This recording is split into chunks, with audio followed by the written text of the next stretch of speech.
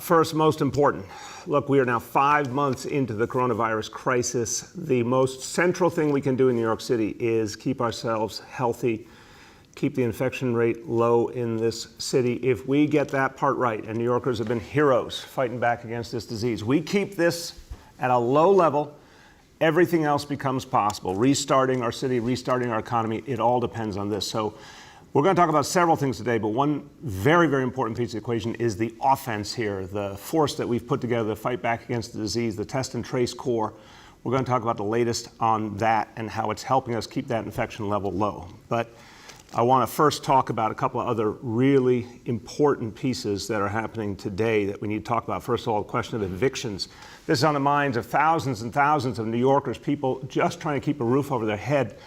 Look, we have some good news today, and I want to thank Governor Cuomo. He signed an executive order extending some of the protections against eviction for tenants as a result of COVID-19.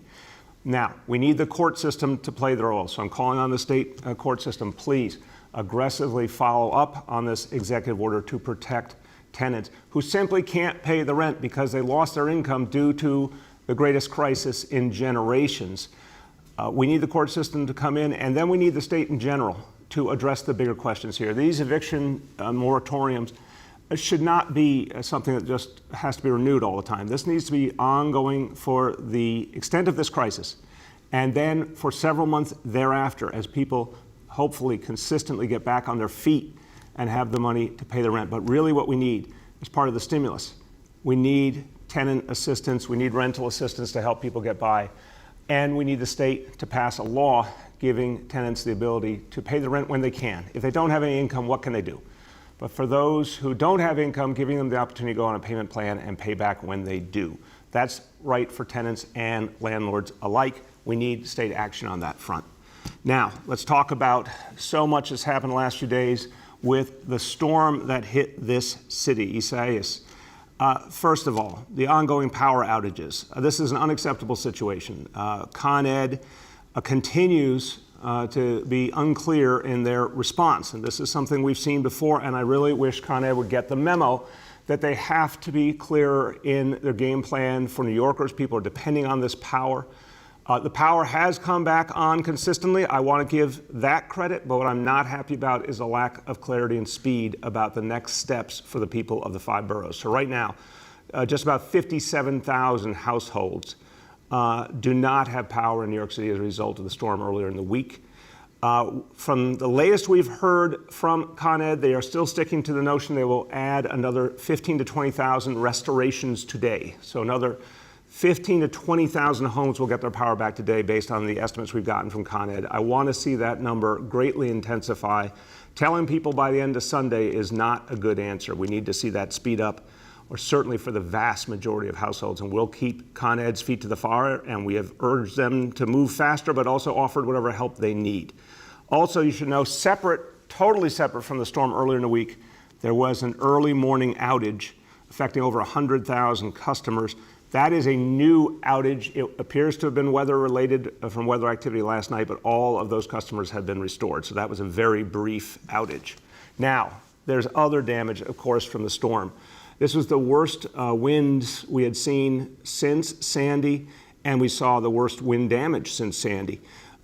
We are working with the state right now, and I certainly want to call on the state to authorize an emergency declaration. Given what's happened in New York City, given what happened in Long Island, this certainly should be a state of emergency, and then that would help us to activate FEMA support and funding. Now, some people have reached out to me and said, could FEMA come in? FEMA is not in a position to come in with a lot of resources that would have an immediate impact in this kind of event. They often coordinate the resources of other local and state entities, but what they can help with for sure is reimbursement for the costs. So we need a state declaration of emergency. We need FEMA funding to cover the very real costs of this cleanup. Now, today we will have over 1,000 city, state, National Guard, and private contractors working to clear the tree damage. So that's a substantial number of personnel will be out there from a wide range of city agencies, Parks Department, Department of Environmental Protection, Police Department, Fire Department, Sanitation Department, a number of agencies are getting involved. Combined efforts, over 1,000 personnel out. Con Ed has apparently about 550 personnel out. Our first concern, of course, is safety. There are still places where there are real safety issues because of down power lines. That has to be the priority, to get those lines secured, protect people's lives. We also need streets to be cleared. At this point, there's been a number of streets cleared, but there's still 280 streets blocked in New York City. We will have over 200 of those resolved by the end of the day, according to the latest information from the Parks Department. The rest we expect to be resolved, hopefully on Saturday. So a lot to do there. We keep moving forward. But now back to the central issue that has been gripping our lives for the last 5 months: how we fight this virus, how we keep it from spreading, how we stop a resurgence. New Yorkers have been heroes. You've been amazing. The whole country is looking with admiration at New York City for the way we fought back.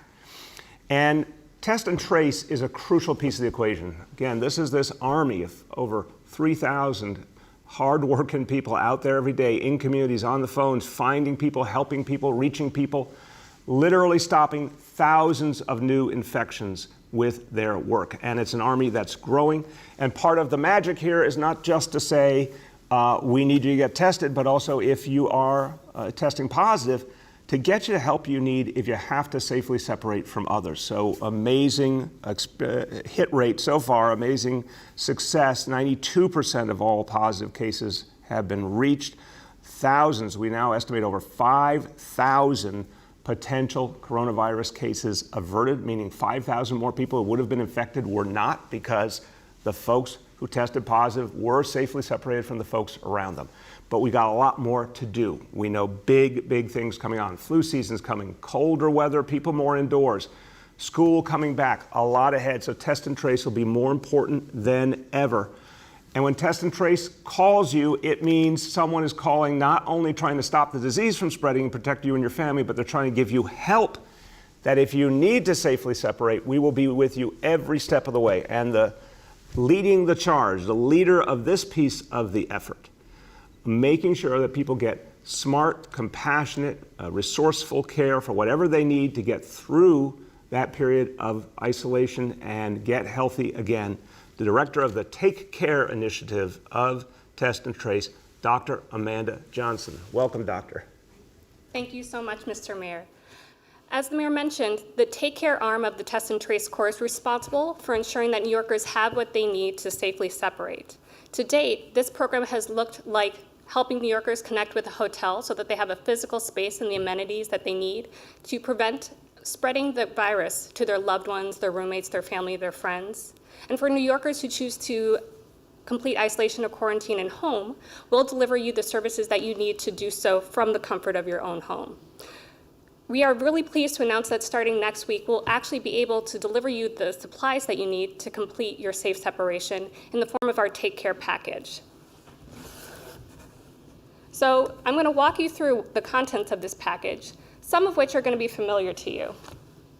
So having weathered the storm over the past 5 months, you'll know that this is a medical grade mask that you can use to protect yourself from the other people who reside in your homes. And we've also included hand sanitizer for you. Nothing takes the place of washing your hands as frequently as possible, but I just want to take a moment to remark on how impressive it is that we're being able to deliver hand sanitizer and masks at a time where we would not have been able to do so 5 months ago. We also have antibacterial wipes so that you're able to clean the surfaces so that you reduce the risk of transmitting the virus to people who share your household. We're also including 2 items to help you with monitoring your health during the time that you're isolating and quarantining. One is a disposable thermometer. This is really important because your contact tracer is going to call you and ask you about your symptoms. And we specifically want to know if you've registered any fever over the past day. This will help us ensure that when it comes time for you to exit your safe separation, you're able to do so at the appropriate time. We've also included a medical device in the kits that we're going to be sending to cases, so the people who have been confirmed positive for COVID. This is a pulse oximeter. It gives you 2 very useful pieces of information, one of which is your heart rate. The other is your oxygen level, the level of oxygen saturation in your blood. This information is really important because a low oxygen saturation can be an early warning sign that you need to seek additional medical attention. You can have a low oxygen saturation without even feeling breathless. So we're really pleased that we're able to include this so that you have the information you need to be able to escalate care when the time comes, when and if the time comes.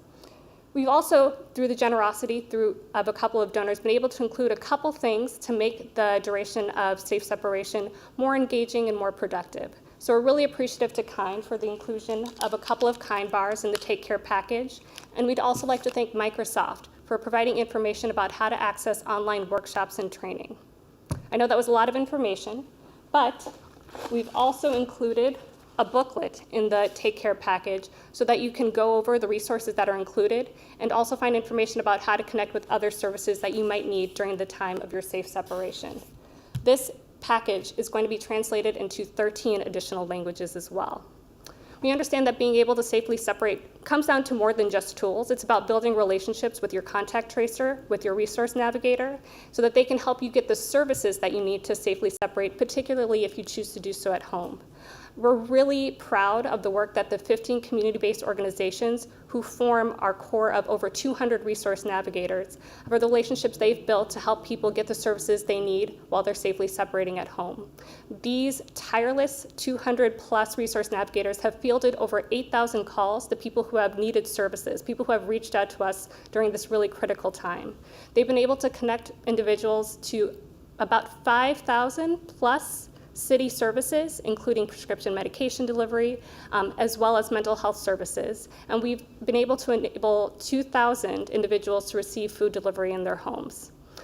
I want to take this moment to extend my appreciation to all of the New Yorkers out there who have been participating in the test and trace course so far. So if you've gone out and you've gotten tested, if you've picked up the phone when your contact tracer has called you, if you've given information about your contacts so we can help them know their status and help them safely separate, I am indebted to you. And I'm also very grateful for everybody who has made the sacrifice to safely separate at a home or hotel so that we can break the chains of transmission and stop the virus in its tracks. Thank you so much, and I'm going to turn it back to the mayor. Thank you so much, Dr. Johnson. An excellent report. And look, everyone, just think about what Dr. Johnson's been over there. There's a very, very comprehensive, extensive effort to get people whatever support they need. We're not saying to people, hey, you're on your own. Quite the opposite. We're saying we're going to be with you every step of the way. In fact, if you engage with the test and trace effort, you're going to have a lot of support, a lot of compassion, a lot of creativity to get you the help you need. And it just makes so much sense that folks know they're going to be supported. They will do more to safely separate from others, and that will stop the spread of the disease. This effort is going to be even more important as we go into the fall. So thank you, Doctor, for your great work and your team's work. And look, we are ever vigilant about this disease. So we also are recognizing that while we're serving the folks in this city who need to safely separate, we're also very keenly aware of folks traveling in or New Yorkers have been to one of the 35 states where there are problems coming back.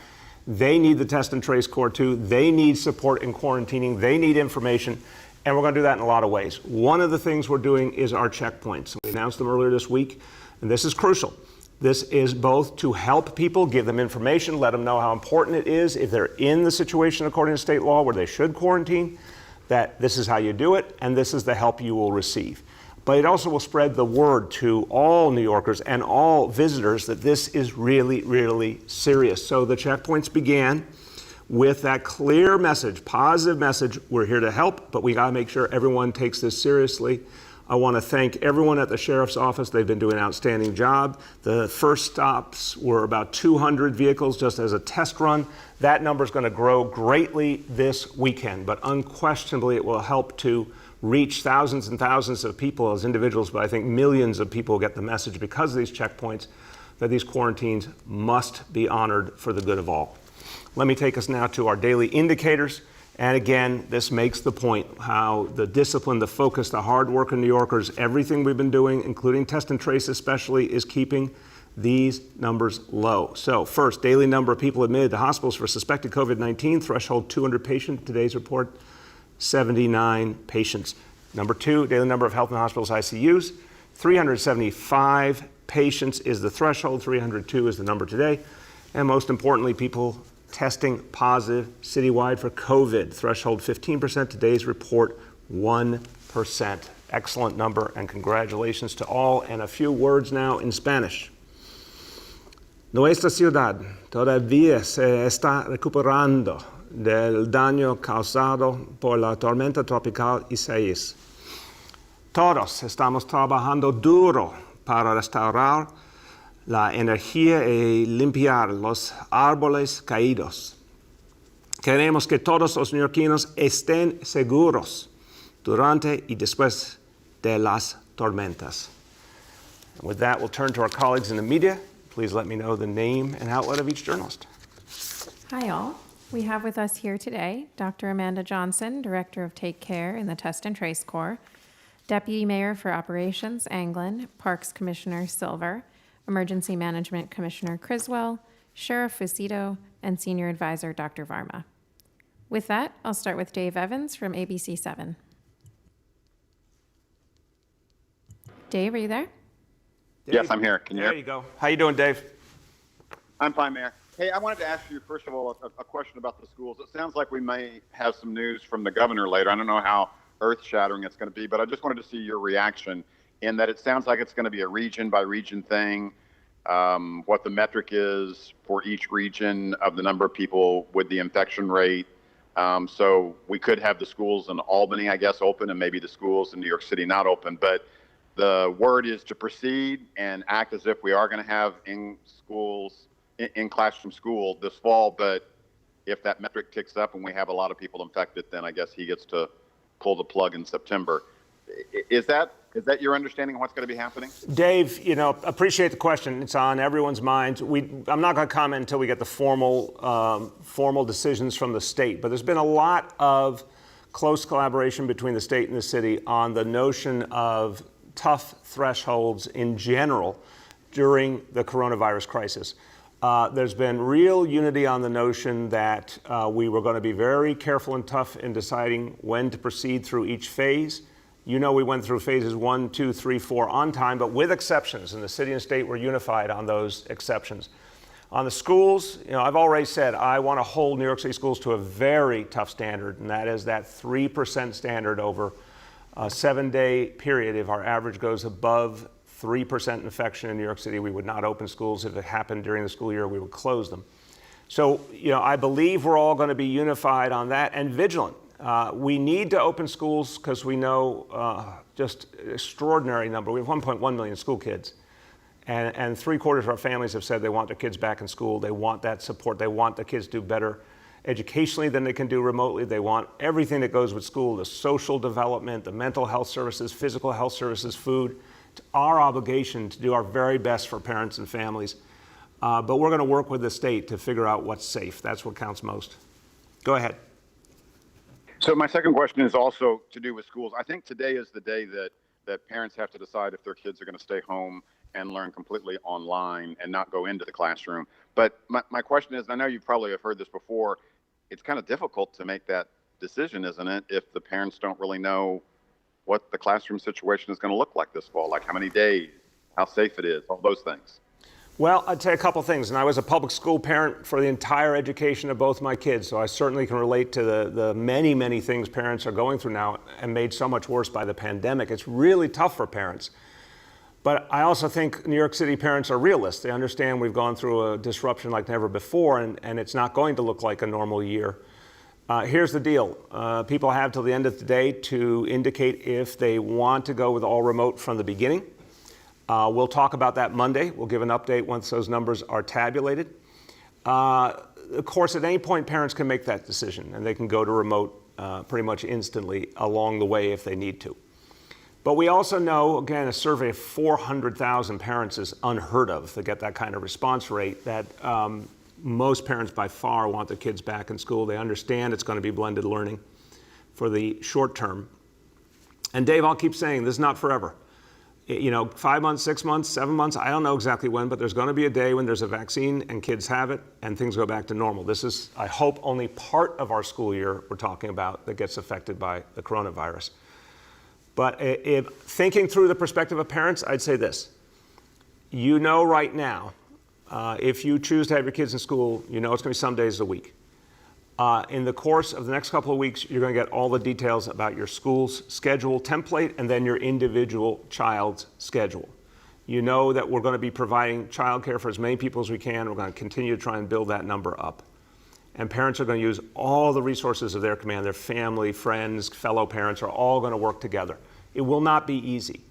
But I think most parents feel strongly that even some time in school is a lot better for their kids than none. Next, we have David from the Queens Daily Eagle. Hi, Mr. Mayor. 2 questions about homelessness. Yesterday, you talked about continuing to house thousands of people experiencing homelessness in commercial hotels for the duration of the crisis to limit COVID in congregate shelters. Commissioner Banks said there have been 13,000 adults moved into two-bed rooms. That's 6,500 rooms. DHS says its average is $237 a night with services. That's more than $1.5 million a night, $46 million a month, and it's a stopgap solution. So officials in your administration have talked about converting hotels for permanent residential use, either relaxing SRO law or turning the hotels into permanent supportive housing sites. So will the city do that? And what is the long-term housing plan for people staying in hotels? David, look, you've done your research. I appreciate that. Yeah, the goal here continues to be to deal with the short term, which I'm just going to use a round number. Let's say it's 6 months-ish. While we're dealing with this crisis until people are vaccinated. Then once we get through that, we're going to, of course, start to move out of those hotels and go back into the shelter system. But we're going to constantly try and reduce the number of people in shelter with all the other tools we have. We'll have a lot more to say on that in the coming weeks, but I think we're going to have an opportunity here to be creative and continue to get people to other, better housing. Yes, if we have control of a facility and it's no longer needed for shelter, the goal is always to convert it to permanent affordable housing. But we also have to have enough shelter available by law and morally for folks who need it. So different pieces to the answer, but I think the simple point is job one is get folks out of the hotels they've been in temporarily, back into the shelter system once it's safe. Go ahead. So would you support changing the SRO law to allow those hotels to be converted to permanent use? Well, again, the ones that there are buildings we control already, and that's where we're looking to, or want to purchase, where we're looking to do permanent affordable housing. I think in terms of SRO law, I have to check that, and I think there's some open questions there. That's something we'll come back to you on. But I will say to you, and this has been raised by a lot of folks, you know, are there times when the city can actually buy a building, take over a building, turn it into permanent affordable housing? That's what we've been trying to do more and more. That's actually showing some success. Let them be run by community-based nonprofit, not by folks, you know, trying to make a profit often off the misery of others. So that's our main thrust, but I will come back to you on the SRO law. Next, we have Marla from WCBS 880. Good morning, Mr. Mayor. I have 2 questions, one concerning education. The city controller was talking about holding classes outside. How feasible would this be to do in New York City? Marla, it is something we want to take advantage of for sure. The chancellor's been very clear about that, but it's not a reliable solution. You got a couple of problems. You got rain and storms. You got cold weather. I think it's fair to say in September, October, you might have some opportunities to do some things outside. I think it's fair to say in May, June, but a lot of the year it's just too cold. Some folks have said roofs. A lot of the roofs just wouldn't work the way they're configured for kids to go up there. It wouldn't be safe. This is about safety and health first, and just a reality that you got to have a certain amount of reliability and consistency when you're running a school. But that said, schools are welcome to be flexible, that if there's good weather and they've got the right opportunity, the way their school's set up, and they can get kids outside, we're going to work with schools in each and every situation and take advantage of as many days as we can. Go ahead, Marla. Mr. Mayor, there was quite a bit of blowback on social media yesterday about your advice not to buy a car, with your critics saying you aren't doing anything to discourage people from driving. And it does appear anecdotally that more are driving as they try to stay off mass transit. And one of the questions was, you get driven around in a chauffeured car. How are you going to get to the gym in Brooklyn once it reopens? You know, Marla, that's just not pertinent to what we're dealing with right now. Right now, we are dealing with a crisis where the job one is to give people confidence again in mass transit. And I want to say the city and state work together to show that the MTA could be a lot cleaner, subways, buses. People have been coming back. City Bike has been a big part of the solution. People are coming back to Staten Island Ferry, New York City Ferry. This is the way forward. I've been clear for years. I'm not going to have a car in the future. I don't think cars make sense for the future in New York City. People may use them in the short term because of the crisis. Fine.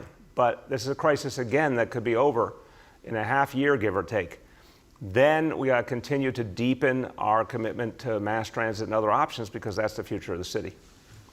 Next, we have Deborah Lee from Manhattan Times and Bronx Free Press. Hey, good morning. Can you hear me? Yeah, Deborah Lee, how are you? I'm well, thanks. Good morning to all. Mr. Mayor, I wanted to ask you about concerns raised by staff and teachers and administrators, specifically at MS 324 in Washington Heights, which services about 1,400 students. And the concerns that they raise, they say, are emblematic of many of the campuses across the city. They formed a school safety committee, and they're expressing concern that a previous 2018 building facilities report from the DOE on the city and independent engineer evaluations since point to the campus's ventilation system as inadequate. And while individual classrooms have AC, that the filtration systems just don't exist, and again, altogether, the system is defective. And that's from an independent analysis made by the city, and that repairs have not been done since then. And as they enter into now the final weeks of preparation, their concern is that they are in fact not ready. What is the city doing to address these concerns specifically, despite the fact that there are reservations on the part of parents? The buildings themselves, what is the DOE and the city doing to help prepare the facilities to be able to receive students? Well, just say the number of the school again, Deborah Lee. MS 324 in Washington Heights. It services about 1,400 students. Yep. Thank you. I'm going to follow up with the chancellor today on that specifically. Look, the bottom line here is we have been working on all fronts to make schools safe. There are a variety of ways to do that. Do not forget for a moment, every classroom will be socially distanced. Every part of the school will be socially distanced. You're talking about a classroom will have 10 kids, 12 kids in it, very small number with distance. Everyone will have a face covering, students and adults alike. Cleaning incessantly, hand sanitizer, hand washing stations incessantly. There's a lot of pieces to how you fight back the disease. So we absolutely want to make sure that the circulation systems are in good shape. If there's a specific problem in a school, we're going to deal with that, and we'll be open about that. There's going to be a lot of different pieces that come together. So thank you for raising this, and we'll look into it immediately. But rest assured that there's a lot of pieces that create safety for our kids. Go ahead. And as a follow-up to that, explicit has been the concern ongoing for parents and families about not having adequate technology resources, even as they face the choice between being online or facing a hybrid model. Can you speak to what the city and the DOE have done in the last few months, and for that matter, what parents can do in these last few weeks of preparation to be able to access resources? Because many of the parents that we're speaking to still continue to be stymied by access to online learning resources. So let me say the most important point is getting devices and getting service in the hands of every child who needs it. There was a Herculean effort by the DOE. I give them a lot of credit. 300,000 devices distributed in very short order while setting up remote learning for the first time at a vast level. Look, everyone who has a complaint has a right to complain. Everything we have to do better, we have to do better. But let's stop and appreciate our educators and the DOE and all the companies that got involved. They were asked to create remote learning for 1.1 million kids in a matter of weeks from scratch. It had never been anticipated to have to do it on this level this quickly in the history of New York City, but they did it.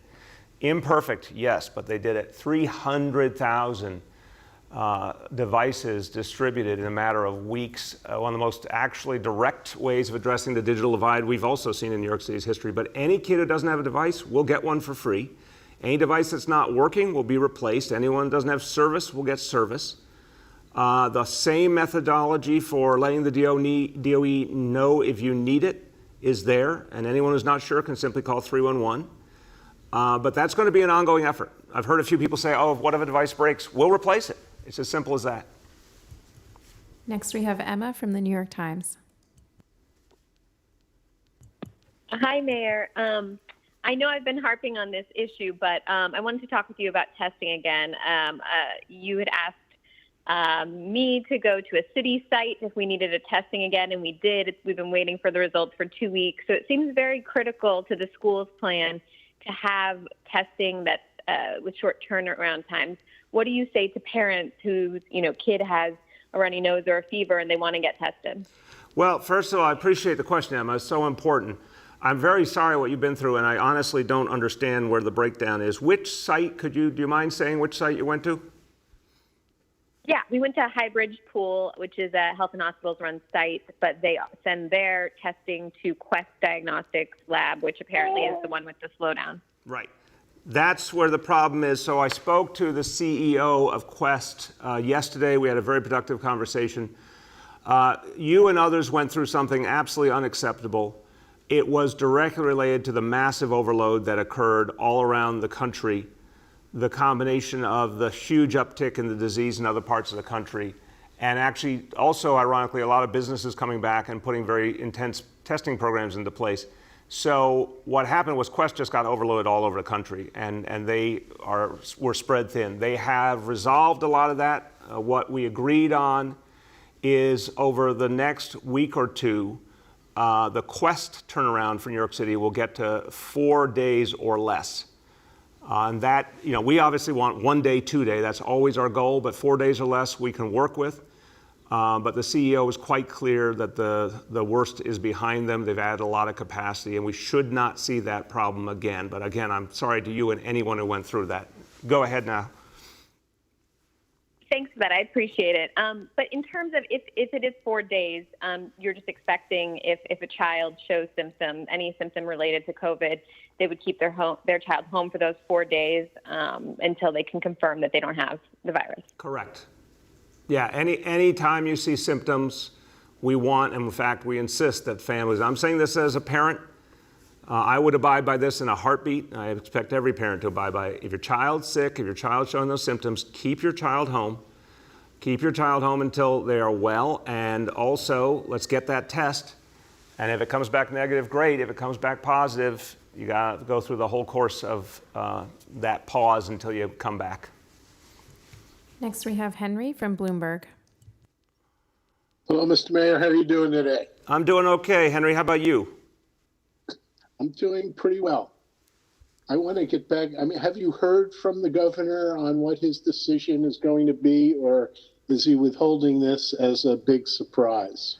I haven't heard from, as I've said, Henry. First of all, he said he'd give an announcement at some point today. The day is young.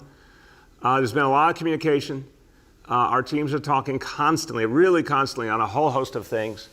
And I do understand the governor has to think about the differences between the regions and the state. That's a real obligation that I fully understand. But I'm sure we'll hear more in the course of the day, and we welcome tough standards because that's what we believe in here. I've said proactively, we want to hold ourselves to that 3% standard. That's much lower than any other standard I've heard around the country. But we believe New York City is up to that because of how well we've done over the last 2 months keeping the infection level down. Go ahead, Henry. Okay, but the governor has also said that the two major considerations are the parental and union buy-in. And from reporting that I've done and others have done, the unions are still extremely skeptical and fearful, really, about the health consequences of subjecting teachers to the classroom. And parents are also skeptical, number one, that the remote learning experience has really been improved to the point where it's going to engage students. And on the other hand, they've got concerns about the health consequences of sending their kids to school. So in light of all that, does it cause you any concern that the governor will decide not to go along with your plan? Henry, I'm not going to speculate. I appreciate the question. It's an honest question. I'm just not going to speculate. It doesn't get us anywhere. The governor will come to his final decision. We will work with it. Now, the parent buy-in, this is a known fact. I again, respect everyone, but I ask everyone when we bring you an exceptional piece of information, please give it its due. 400,000 people responding to a survey, and 75% say they want their kid back in school. I've talked to a huge number of parents myself. Everywhere I go, I make sure to talk to parents, and I've actually talked to a lot of educators too. I get overwhelmingly that people want to come back. No one underestimates the challenges, but they're New Yorkers. They're tough, they're strong, they're resilient. They see all these other good people out there fighting for their fellow New Yorkers, our healthcare heroes, our first responders. Teachers are incredibly devoted people. I tell you, a lot of educators have said to me, I know I can't do as much for the kids remotely. I want to be there in person with them because I can't help them if I'm so far away from them. And I really honor that about educators. So I think what we have is a huge level of parent buy-in based on what we've seen so far, but we're going to have facts for you on Monday because parents will get to make that decision by the end of the day for the first round, and that will tell us a lot.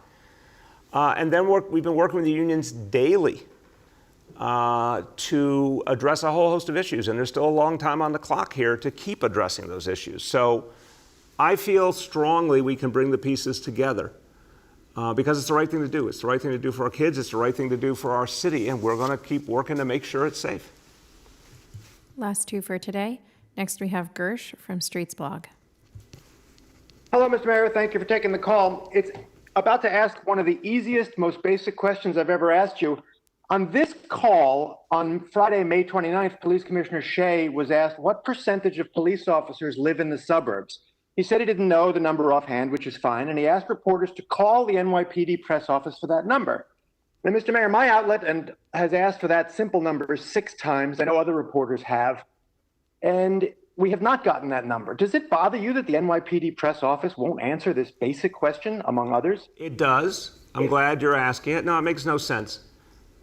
We know 2 crucial things about today's NYPD. It is a majority people of color, and it is more and more New York City residents.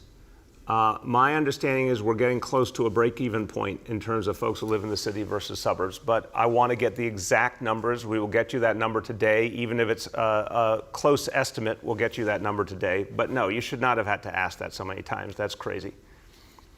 Okay. And I do have a follow-up related to your oversight of the NYPD. So, Mr. Mayor, last year, you responded to reports of reckless driving by NYPD officers by pledging to revoke parking permits for cops who get too many camera-issued speeding tickets. Now, the NYPD just last month finally turned your promise into policy by updating the patrol guide. Now, it turns out, according to that patrol guide, that a cop has to get 15 camera-issued speeding tickets in 1 year before losing his parking permit. So I ask you, is 15 speeding tickets in 12 months the threshold you wanted when you revealed your new policy last year? Not if they are in civilian use of their car. Now, what I need to get clear, and we will get you this answer, is if PD was putting that number in because they know a certain percentage of the time it's in the line of duty or people are rushing to a job, that's one thing. But if that's about civilian use, no, that doesn't make sense. So let me get more on that. We'll come back. Last one for today. We have Ruvain from Hamodia.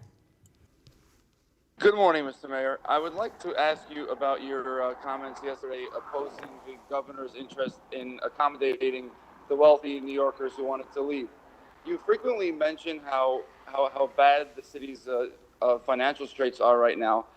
Isn't losing these wealthy people and wealthy taxpayers going to hurt the budget even more?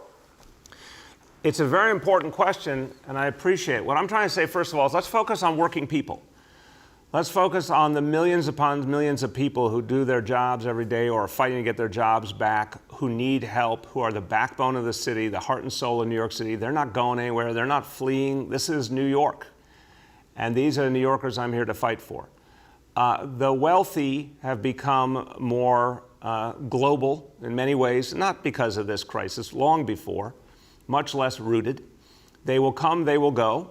Some are true New Yorkers. We got a lot of homegrown millionaires here. That's great. I know a lot of them really care about New York City and do a lot for New York City. God bless them. The folks who want to be a part of this community, God bless them. And if they've done well in life, congratulations. Now let's help out other people. But I am not going to beg anybody to live in the greatest city in the world. There are plenty of people who want to live in New York City. There are plenty of people who will come here no matter what. This crisis will be over soon. And here's what we found. We actually analyzed this. In recent years, some millionaires and billionaires have left. Some millionaires and billionaires have come in and started to grow roots here in New York City. And here's the most important fact. New York City has bred more millionaires every year in recent years than ever before, because up till February, our economy was booming and people from all over the world wanted to come here, sensing opportunity, and they will again. So I am convinced that by focusing on restoring this city and doing what's right for working people in this city, it will be a better and better and fairer place. And I actually think that's where creative people want to be, entrepreneurial people want to be, and that's our path back. Go ahead. And in regard to your desire to raise taxes even further on the wealthiest 1% of New Yorkers already pay more than 40% of the total personal income taxes paid in the state. How much is enough? Look, I'll simply go back to, if you want to talk about fair taxation in America, and when America worked most fairly and equitably, unquestionably, it's the period after World War II up through the 1960s. We saw a huge amount of economic growth. We saw much less income inequality. We saw everyday people getting a piece of the pie and working their way to middle class. We saw a huge amount of government investment in healthcare, infrastructure, science, research, education, and the highest tax rates that wealthy people ever experienced were under the administration of that well-known left-wing socialist, General Dwight Eisenhower. So I honestly believe that we had the model right at one point and we lost our way, and we need to go back to a model closer to that time where the wealthy truly pay their fair share and our country can invest in its people. Everybody, look, let me close today with this. We talked about a lot of different topics. The most important topic always is fighting back this disease. The people have done this in New York City. You're going to hear conversation all the time about what the government did, the city, the state, the federal government. That matters, but much more important is what the people do. The buy-in of the people, the strength of the people, the belief of the people that we could fight back. New Yorkers have shown it. We got to be there every step of the way to support the people. This is why test and trace is so important. Giving people the help they need, giving them the support. If you need to safely separate, knowing you're not alone, you're going to get all the help you need. And the people also can remind each other, including any of our friends who are traveling or family members coming here, that this quarantine for folks who have been out of state really matters. So I have faith in the people. No one wants to see this city go back to where we were in the beginning of this horrible crisis. But in fact, New Yorkers have proven it doesn't have to be that way because of your hard work. Let's keep doing it. Thanks, everybody.